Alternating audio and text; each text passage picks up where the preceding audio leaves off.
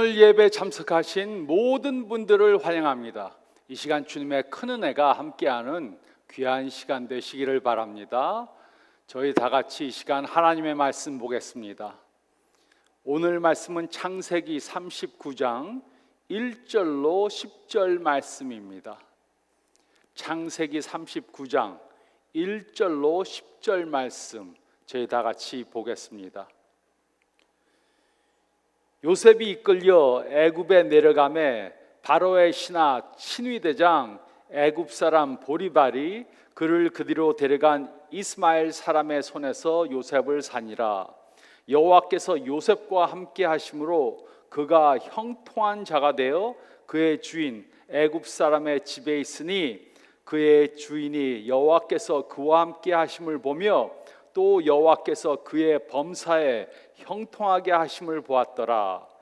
요셉이 그의 주인에게 은혜를 입어 섬김에 그가 요셉을 가정 총무로 삼고 자기의 소유를 다 그의 손에 위탁하니 그가 요셉에게 자기의 집과 그의 모든 소유물을 주관하게 한 때부터 여호와께서 요셉을 위하여 그 애굽 사람의 집에 복을 내리심으로 여호와의 복이 그의 집과 밭에 있는 모든 소유에 미친지라. 주인이 그의 소유를 다 요셉의 손에 위탁하고 자기가 먹는 음식 외에는 간섭하지 아니하였더라. 요셉은 용모가 빼어나고 아름다웠더라. 그 후에 그의 주인의 아내가 요셉에게 눈짓하다가 동침하기를 청하니 요셉이 거절하며 자기 주인의 아내에게 이르되 내 주인이 집안의 모든 소유를 간섭하지 아니하고 다 내 손에 위탁하였으니 이 집에는 나보다 큰 이가 없으며 주인이 아무것도 내게 금하지 아니하였어도 금한 것은 당신뿐이니 당신은 그의 아내임이라. 그런즉 내가 어찌 이 큰 악을 행하여 하나님께 죄를 지으리까. 여인이 날마다 요셉에게 청하였으나 요셉이 듣지 아니하여 동침하지 아니할 뿐더러 함께 있지도 아니하니라. 아멘. 우리는 지금 위기를 통한 성장이라는 설교 시리즈를 하고 있습니다. 우리 모두는 팬데믹 전에 일상으로 돌아가길 원합니다. 하지만 이 어려운 시기를 통해 아무것도 배운 것이 없이 돌아가는 것은 매우 어리석은 것입니다. 그 이유는 유익이 없는 고통은 아무 의미가 없는 것이기 때문입니다. 우리가 지혜롭다면 나는 이번 위기를 통해 무엇을 배웠는가라는 질문을 해봐야 합니다. 그래야 관계적으로, 영적으로, 또 재정적으로 더 성장할 수 있습니다. 지난 몇 년 동안 우리는 삶의 위기들을 많이 경험했습니다. 그렇다면 우리는 그것들을 통해 배우고 미래에 더 좋은 결정을 하기 위해 성장해야 합니다. 단순히 미래에 더 성장하기 위해 막연히 기대하는 것은 별 도움이 되지 않습니다. 그저 마음만으로 원하고 바라는 것은 그 어떤 것도 변화시키지 못합니다. 실제적인 변화가 있기 위해서는 하나님을 믿는 믿음을 삶에 적용시켜야 합니다. 그러면 우리는 미래에 다가올 모든 일들에 대해 더 좋은 방법으로 대처할 수 있게 될 것입니다. 우리 삶에 어떤 일이 일어나는가 하는 것은 우리가 통제할 수 없습니다. 생각해 보시기 바랍니다. 3년 전에만 해도 사회적 거리두기는 저처럼 내성적인 사람들이 하는 것이었습니다. 3년 전만 해도 몇 달 동안 교회에 빠지면 지옥에 간다고 생각한 분들도 있을 것입니다. 하지만 이번 위기는 모든 것들을 바꿔놓았습니다. 우리는 이번 위기를 선택하지 않았습니다. 우리는 이번 경제적 어려움도 선택하지 않았습니다. 하지만 이번 위기는 우리를 선택했습니다. 그러나 이번 위기는 우리들에게 선택의 여지를 주었습니다. 우리들에게는 여전히 하나님을 믿는 그 믿음을 행사할 수 있는 선택권이 있습니다. 그리고 이 믿음은 부정적인 것을 긍정적으로 바꿀 수 있는 힘을 줍니다. 이 믿음은 잘못된 것을 올바른 것으로 바꿀 수 있는 힘을 줍니다. 이 믿음은 악한 사람들의 의도를 좌절시킬 수 있는 그런 힘을 줍니다. 이 믿음은 삶의 모든 과정을 역전시키는 힘을 줍니다. 이 믿음은 우리에게 단순히 상황에 반응하는 것이 아니라 믿음으로 대처할 수 있는 선택권을 줍니다. 그러므로 우리는 일어나는 상황에 반응만 하면 안 됩니다. 그 대신 우리는 믿음으로 대처해야 합니다. 벌어진 상황에 반응하는 것은 누구나 다 할 수 있는 것입니다. 하지만 예수님을 믿는 우리들은 어떤 위기의 상황을 당했을 때, 어떤 위기의 상황을 당했을 때 믿음으로 대처해야 합니다. 올바른 대처는 위기를 극복하게 해줍니다. 올바른 대처는 위기의 자연스러운 과정을 역전시키는 가능성을 가져다 줍니다. 그러나 올바로 대처하기 위해서는 우리에게 믿음이 필요합니다. 특히 하나님께서 우리와 함께 하신다는 믿음이 필요합니다. 오늘은 구약 성경에 나오는 요셉의 이야기를 생각해 보겠습니다. 이 이야기를 통해 우리는 위기를 직면했을 때 신앙으로 대처하는 것에 대해 배울 수 있습니다. 첫째로 1절로 3절 말씀을 보면 우리는 반응만 하지 말고 믿음으로 대처해야 합니다. 우리는 반응만 하지 말고 믿음으로 대처해야 합니다. 주전 2000년경 죄 많은 이 세상을 구원하기 위해 하나님께서는 아브라함을 부르셨습니다. 하나님께서는 아브라함에게 너는 많은 민족의 아버지가 될 것이고 모든 민족이 너를 통해 축복을 받을 것이다, 이렇게 약속해 주셨습니다. 아브라함은 결국 노령의 아들을 낳았고 그의 이름은 이삭이었습니다. 그리고 이삭에게는 두 아들이 있었는데 그 중 하나가 야곱이었습니다. 그리고 야곱의 12아들 중에 하나가 요셉이었습니다. 요셉은 야곱이 사랑하는 아내 라헬의 아들이었습니다. 그래서 그는 요셉을 다른 아들들보다 더 사랑했습니다. 그래서 그의 10명의 형들은 그를 시기하고 미워했습니다. 어느 날 아버지 야곱은 요셉에게 들에서 양들을 치는 형들에게 심부름을 보냈습니다. 그의 형들은 양을 치다가 요셉이 오는 것을 보았습니다. 그들은 요셉을 제거하기로 결정하고 요셉을 노예 상인들에게 팔았습니다. 그리고 그들은 아버지에게 요셉이 들짐승에 의해 죽었다고 그렇게 거짓말을 했습니다.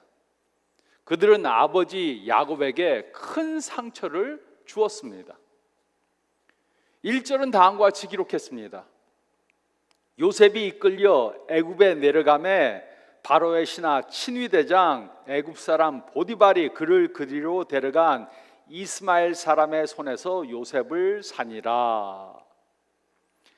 요셉의 형들은 요셉을 노예로 팔았습니다. 그는 애굽으로 끌려갔고 바로의 신하 중 한 사람인 경호대장 보디발이 요셉을 노예로 샀습니다. 하지만 그때 요셉은 매우 놀라운 경험을 하게 되었습니다. 2절과 3절은 다음과 같이 기록했습니다. 여호와께서 요셉과 함께 하심으로 그가 형통한 자가 되어 그의 주인 애굽 사람의 집에 있으니 그의 주인이 여호와께서 그와 함께 하심을 보며 또 여호와께서 그의 범사에 형통하게 하심을 보았더라. 하나님께서는 요셉과 함께 하셨습니다. 하지만 요셉 자신은 모든 일에 형통함을 경험하지 못했습니다. 그는 공의나 공평함을 경험하지 못했습니다. 그는 형에게 팔려서 자유가 없는 노예가 되었습니다. 그러나 그때 요셉에게는 선택의 여지가 있었습니다. 그는 주어진 환경 속에서 어떻게 행동할 것인가 선택할 수 있었습니다. 그는 자기가 처한 상황에 단순히 반응하기보다는 믿음으로 선택해서 대처하기로 했습니다. 그는 하나님께서 실제로 자신과 함께 하심을 믿고 행동하기로 선택했습니다. 요셉은 모든 일들을 책임감을 가지고 해냈습니다. 그는 노예로 팔려간 사람처럼 행동하지 않았습니다. 그는 하나님께서 실제로 그와 함께 하신다는 것을 믿고 믿음으로 대처했습니다. 그 결과 하나님께서 요셉과 함께 하셔서 그가 형통하도록 만드셨습니다. 물론 그는 개인적으로는 번영하지 않았습니다. 하지만 하나님께서는 더 큰 목적을 가지시고 그가 하는 모든 일들을 축복해 주셨습니다. 이번 위기를 당해서 믿음을 저버린 사람들이 많이 있습니다. 어떤 사람들은 고난의 문제 때문에 기독교 신앙을 버렸습니다. 그들은 사랑의 하나님께서 왜 이 어려운 일을 허락하셨는지 이해할 수 없습니다. 그들은 하나님께서 요셉과 함께 하셨다면 왜 그가 노예로 팔리는 것을 막지 않으셨는지 이해하지 못합니다. 그들은 하나님께서 그들과 함께 하시면 모든 것이 전부 다 자신들이 원하는 대로 될 것이라고 그렇게 생각합니다. 이런 생각을 가지고 신앙생활을 해왔다면 이 사실을 깨달아야 합니다. 이런 믿음은 성경적 믿음이 아닙니다. 하나님께서는 우리가 원하는 것을 우리가 원하는 때 이루어 주시기 위해 존재하시는 분이 절대로 아닙니다. 하나님께서는 우리가 당하는 위기를 막아주시기 위해 존재하시는 분이 아니십니다. 그래서 우리의 삶 가운데는 위기의 상황이 올 수 있습니다. 그러나 우리는 단순히 반응하는 것이 아니라 믿음으로 대처해야 합니다. 우리는 우리가 선택하지 않은 상황과 같은 위기를 당할 수 있습니다. 그러면 반응하기보다는 믿음으로 대처해야 합니다. 그러기 위해서는 우리는 위기 가운데도 하나님께서 우리와 함께 하신다는 것을 분명히 믿어야 합니다. 우리는 반응만 하지 말고 믿음으로 대처해야 합니다. 우리는 반응만 하지 말고 믿음으로 대처해야 합니다. 둘째로 4절로 6절 상반절 말씀을 보면 우리는 축복을 가져오도록 대처해야 합니다. 우리는 축복을 가져오도록 대처해야 합니다. 4절로 6절 상반절은 다음과 같이 기록했습니다. 요셉이 그의 주인에게 은혜를 입어 섬김에 그가 요셉을 가정 총무로 삼고 자기의 소유를 다 그의 손에 위탁하니 그가 요셉에게 자기의 집과 그의 모든 소유물을 주관하게 한 때부터 여호와께서 요셉을 위하여 그 애굽 사람의 집에 복을 내리심으로 여호와의 복이 그의 집과 밭에 있는 모든 소유에 미친지라 주인이 그의 소유를 다 요셉의 손에 위탁하고 자기가 먹는 음식 외에는 간섭하지 아니하였더라. 요셉의 주인 보디발은 하나님의 축복으로 요셉이 하는 모든 일들이 잘 되는 것을 직접 보았습니다. 그래서 그는 요셉에게 집의 모든 일들을 다 위탁했습니다.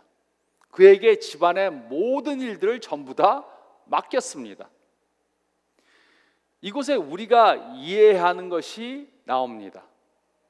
그 당시 노예가 아닌 자유인으로 태어나는 것은 가장 큰 특권이었습니다. 그러나 자유인으로 태어나서 노예가 되는 것은 최악의 상황이었습니다. 요셉은 주인의 은혜를 입었음에 불구하고 그는 여전히 노예였습니다. 자유인이 아니었습니다. 아버지의 사랑을 받던 아들에서 노예가 되었습니다.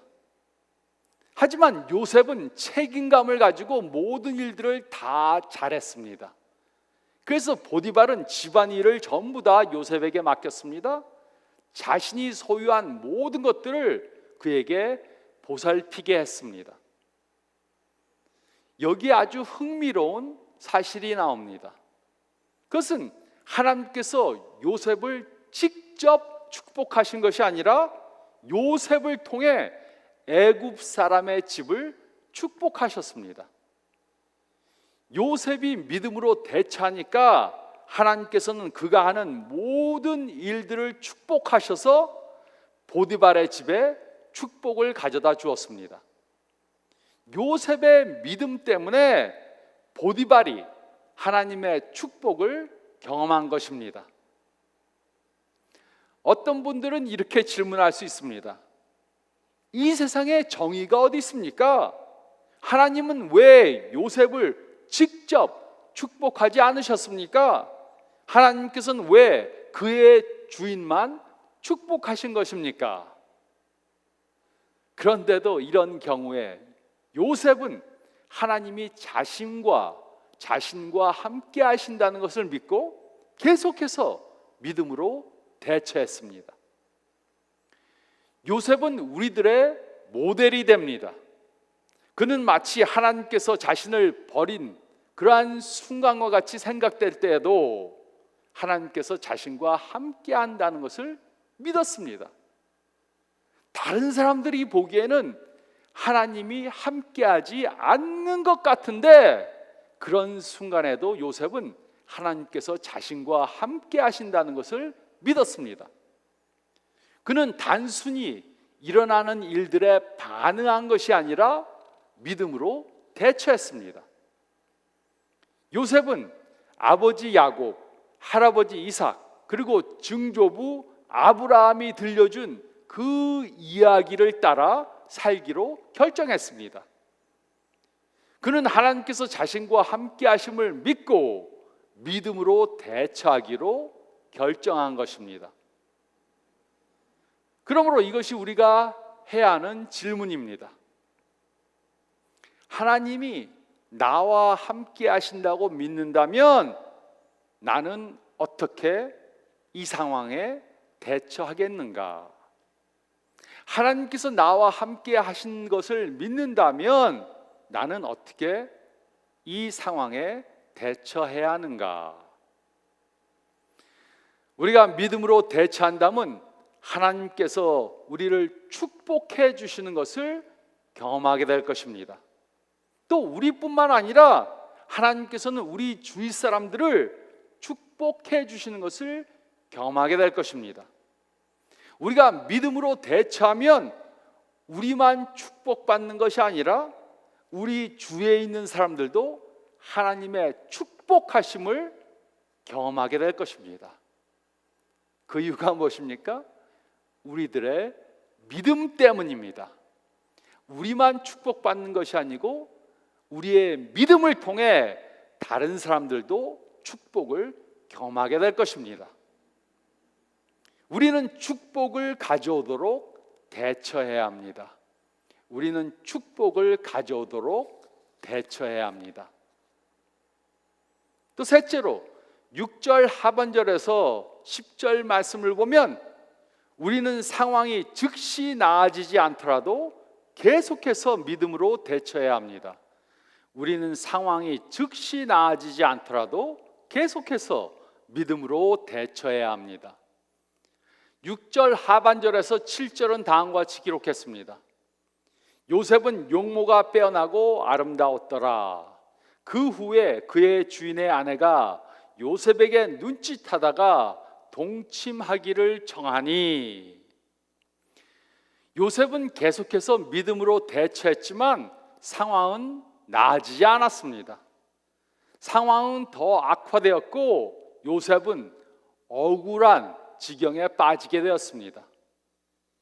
요셉은 그가 어떻게 대처를 하든 도망갈 출구를 찾지 못하게 되었습니다. 요셉은 매우 잘생긴 청년이었습니다. 보디발의 아내가 요셉을 보고 나와 동침하자고 말했습니다. 이것은 청한 것이 아니고 명령이었습니다. 이것은 강제성을 띤 요구였습니다. 요셉은 그녀에게 속한 노예였습니다. 그는 그녀의 재산의 일부였습니다. 여주인의 그 요구를 거절하면 벌을 받을 것이었습니다. 하지만 그녀와 동침을 하고 그 주인이 그 사실을 알게 되면 그는 죽임을 당할 것이었습니다. 그는 사면초가의 상황에 이른 것입니다. 이런 순간에 믿음으로 대처하는 것은 시간 낭비를 하는 것처럼 보일 수 있습니다.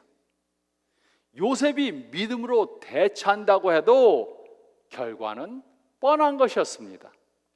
그에게 해피엔딩은 없었습니다. 그럼에도 불구하고 요셉은 믿음으로 대처했습니다. 8절로 10절은 다음과 같이 기록했습니다. 요셉이 거절하며 자기 주인의 아내에게 이르되 내 주인이 집안의 모든 소유를 간섭하지 아니하고 다 내 손에 위탁하였으니 이 집에는 나보다 큰 이가 없으며 주인이 아무것도 내게 금하지 아니하였어도 금한 것은 당신뿐이니 당신은 그의 아내임이라. 그런즉 내가 어찌 이 큰 악을 행하여 하나님께 죄를 지으리까? 여인이 날마다 요셉에게 청하였으나 요셉이 듣지 아니하여 동침하지 아니할 뿐더러 함께 있지도 아니하니라. 주인의 아내는 요셉에게 집요하게 동침하기 위해 강요했습니다. 그녀는 날마다 요셉을 유혹했습니다. 요셉은 그 유혹에 저항했을 뿐만 아니라 그녀와 함께 방에 있는 것도 거부했습니다. 그는 무슨 일이 있더라도 믿음으로 대처하기로 결정한 것입니다. 결국 보디발의 아내는 수치를 당해서 화가 났습니다. 그리고 그녀는 오히려 요셉이 자신을 강간하려고 했다고 거짓말을 했습니다. 보디발은 이 말을 듣고 요셉을 감옥에 가둘 수밖에 없었습니다. 이와 비슷한 억울한 상황을 당한 분들도 있을 것입니다. 요셉은 죄를 피하려고 하다가 오히려 누명을 덮어쓰고 그에 대한 대가를 치르게 되었습니다. 그는 왜 감옥에 갇히게 되었습니까? 그는 그가 믿음으로 대처하는 선택을 했기 때문에 감옥에 간 것입니다. 이처럼 좋은 사람들에게도 나쁜 일들이 생길 수 있습니다. 심지어 하나님께서 함께하는 사람들에게도 이런 일들이 일어날 수 있습니다. 우리는 우리에게 일어나는 일들에 대해 선택하지 못할 수도 있습니다. 그러나 우리는 항상 그것에 어떻게 대처할 것인가는 우리가 선택할 수 있습니다. 믿음으로 대처해도 항상 상황이 좋아지는 것은 아닙니다. 믿음으로 대처한다고 항상 다른 사람들이 알아주는 것도 아닙니다. 믿음으로 대처해도 다른 사람들에게 욕을 먹을 수 있습니다. 믿음으로 대처해도 다른 사람들이 오해할 수 있습니다. 그렇다고 하나님께서 모르시는 것이 아닙니다. 그렇다고 하나님께서 우리를 버리신 것이 아닙니다. 그렇다고 하나님께 아무런 계획이 없는 것이 아닙니다. 그러므로 우리는 이런 상황을 당하면 요셉이 한 것을 해야 합니다. 그러면 하나님께서 언젠가 모든 것을 다 합해서 선을 이루어 주시는 것을 경험하게 될 것입니다. 하나님께서는 우리를 절대로 버려두시지 않으십니다. 하나님께서는 우리가 당한 상황을 이미 다 알고 계십니다. 하나님께서는 현재도 우리 삶 속에서 그의 선한 계획을 이루어가고 계십니다. 그리고 언젠가 우리들도 그 계획을 이해할 수 있도록 보여주실 것입니다. 지금은 모르고 지금은 이해가 안 되고 지금은 하나님께서 우리와 함께 하시지 않은 것 같이 보일지라도 언젠가는 우리가 그것을 깨닫게 될 것입니다. 그래서 우리는 상황이 즉시 나아지지 않더라도 계속해서 믿음으로 대처해야 합니다.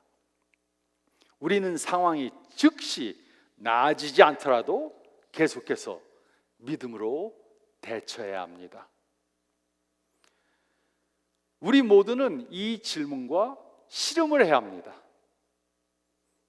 나는 내가 당한 상황에서 어떻게 믿음으로 대처해야 하는가? 나는 지금 내가 당한 이 상황 속에서 어떻게 믿음으로 대처해야 하는가? 하나님이 나와 함께 하시는 것을 믿음으로 어떻게 이 상황에 반응만 하는 것이 아니라 믿음으로 대처해야 하는가? 이 질문을 해야 합니다. 이 질문에 대한 답은 우리의 믿음을 우리 삶 속에 보여주게 도와줍니다. 처한 상황에 반응하는 것보다 대처한다면 우리는 우리들의 삶과 하나님을 아직 모르는 우리 주변에 있는 사람들에게 그들의 삶에 큰 축복을 가져다 주게 될 것입니다. 우리가 어떻게 대처하는가에 따라 우리는 하나님께서 주시는 축복을 경험할 수도 있고 경험하지 못할 수도 있습니다. 그러므로 우리는 어떤 위기를 당하더라도 믿음으로 대처해야 합니다. 우리들에게는 어떤 일이 생기는가, 이것은 선택하지 못할 수 있습니다. 하지만 우리가 어떻게 믿음으로 대처하겠는가, 이것은 우리가 선택할 수 있습니다. 우리는 믿음으로 대처할 수 있는 능력을 가지고 있습니다. 우리는 그 능력을 사용해야 합니다. 그렇게 한다면 우리는 한층 더 믿음으로 성장하게 될 것입니다. 이렇게 믿음으로 대처하는 삶을 사는 저와 여러분들이 되시기를 선하신 예수님의 이름으로 축원드립니다. 저희 다 같이 기도드리겠습니다. 잠깐 머리를 숙이시고 오늘 말씀을 다시 한번 묵상해 보시기 바랍니다. 예수님을 믿는다고 어려운 상황을 전부 다 피할 수 있는 것이 아닙니다. 이번 위기는 예수님을 믿는 사람이나 안 믿는 사람이나 동일하게 어려움을 가져다 주었습니다. 하지만 예수님을 믿는 예수님의 제자들에게는 믿음으로 대처할 수 있는 능력이 있습니다. 이번 위기의 상황에 우리가 어떻게 대처하고 있는가? 하나님이 함께 하심을 믿는 우리들은 어떻게 믿음으로 대처해야 하는가? 질문해 보시기 바랍니다. 나는 그저 다른 사람들처럼 당한 상황에 반응하는 삶을 사는가? 아니면 나는 믿음으로 대처하는 삶을 사는가? 질문해 보시기 바랍니다. 그리고 어려운 상황을 당할 때마다 하나님이 함께 하심을 믿는 나는 이 상황 속에서 어떻게 믿음으로 대처할 것인가? 질문해 보시고 믿음으로 대처하는 삶을 사시기 바랍니다. 이번 주간에도 이 질문들을 계속해서 하시면서 그 답대로 사시기 바랍니다. 제가 기도하겠습니다. 주님 감사합나이다. 오늘 말씀으로 저희를 격려해 주심을 감사드립니다.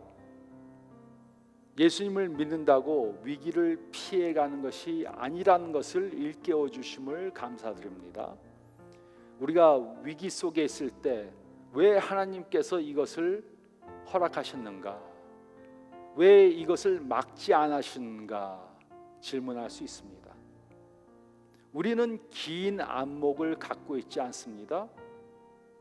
하지만 하나님께서 지금도 우리와 함께 하시고 하나님의 계획을 우리 삶 속에 이루어 가신다는 것을 저희가 반드시 믿을 수 있도록 도와주시고, 하나님께서 언젠가 모든 것을 우리에게 다 보여주시고 우리로 모든 것을 다 이해할 수 있도록 하실 날이 올 것이라는 그 소망과 믿음을 가지고 이 역경을 이겨나갈 수 있게 도와주시옵소서. 당한 상황 가운데 반응만 하는 것이 아니라 믿음으로 대처하는 저희들이 될 수 있도록 도와주시옵소서.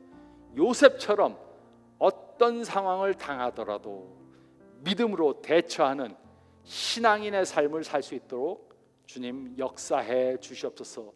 이 질문을 계속하며 한 주간도 믿음으로 대처하는 저희가 되게 인도해 주시옵소서. 감사드릴 때 이 모든 말씀 우리 주님 예수 그리스도의 이름 받들어 간절히 기도드리옵나이다. 아멘.